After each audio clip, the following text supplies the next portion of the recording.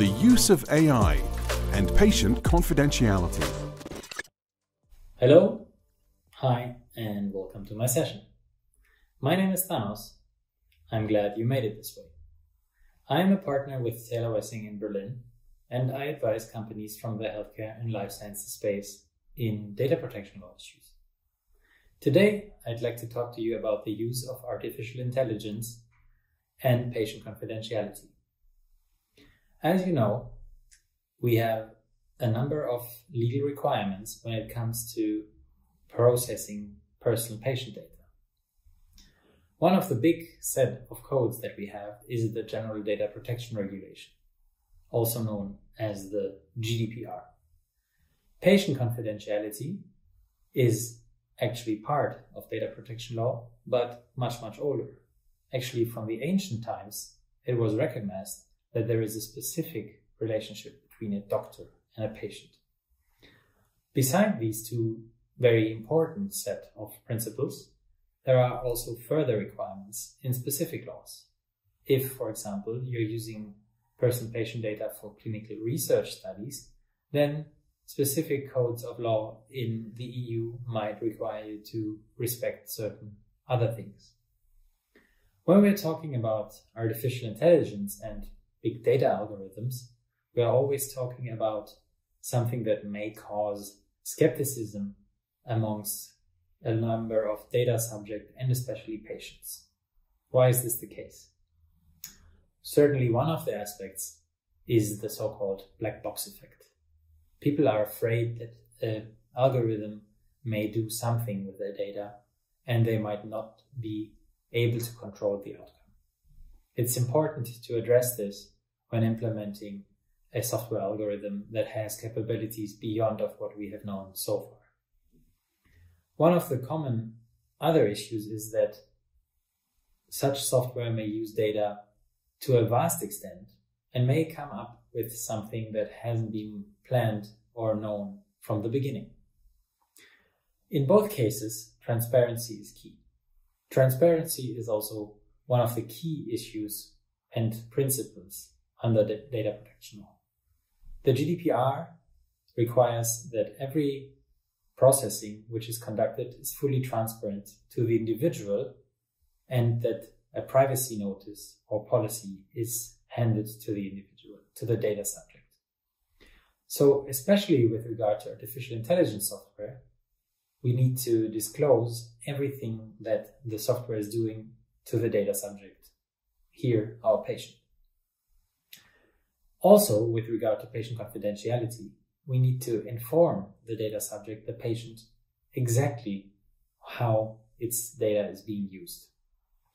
Beyond that, we should also consider what legal basis we are having here when we're talking about machine learning or big data.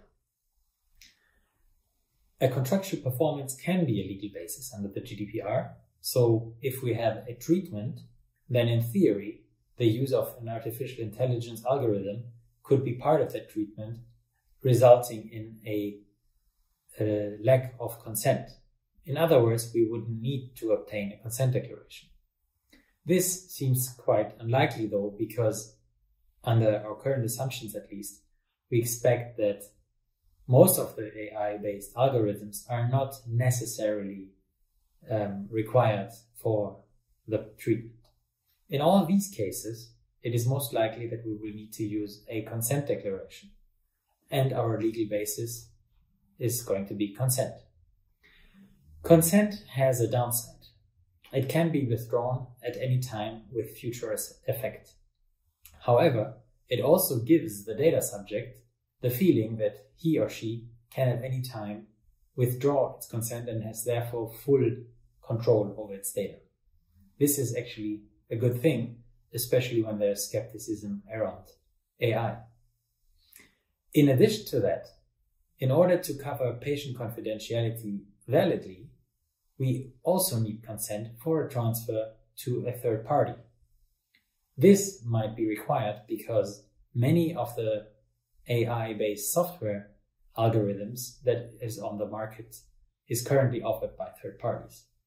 So when integrating an AI-based software algorithm, within your hospital or other practice, you should consider a consent declaration that covers the aspects we just discussed, as well as patient confidentiality. In addition to that, the GDPR requires the principle of data minimization, also known as privacy by design. When looking at the implementation of an AI algorithm, therefore, we should always consider how it can be used in order to process as little data as possible. Some say that this contravenes the very principle of AI, which is based on the fact that as much data as possible should be fed into the algorithm so that it produces very, very important results.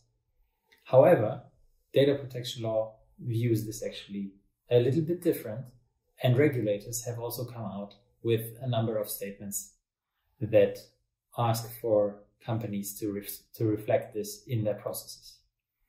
So with these three aspects in the back of your mind, transparency, data minimization, and consent, you should be able to implement an artificial intelligence software in a compliant way, and you should always keep in mind that patient confidentiality is also of utmost importance. Always remember that up until now, a patient would only disclose its patient secrets and its very, very intimate details to its doctor. The use of cloud computing software, for example, for doctors was not permitted in Germany up until 2017. Now, we're not only talking about cloud services, but about machine learning and the use of artificial intelligence algorithms. So we're looking to bridge a quite big gap. We can do that in a legally compliant way, but we should always look at a very, very transparent privacy notice and a solid consent declaration. I look forward to your comments.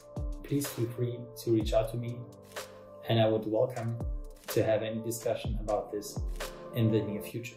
Thank you and goodbye.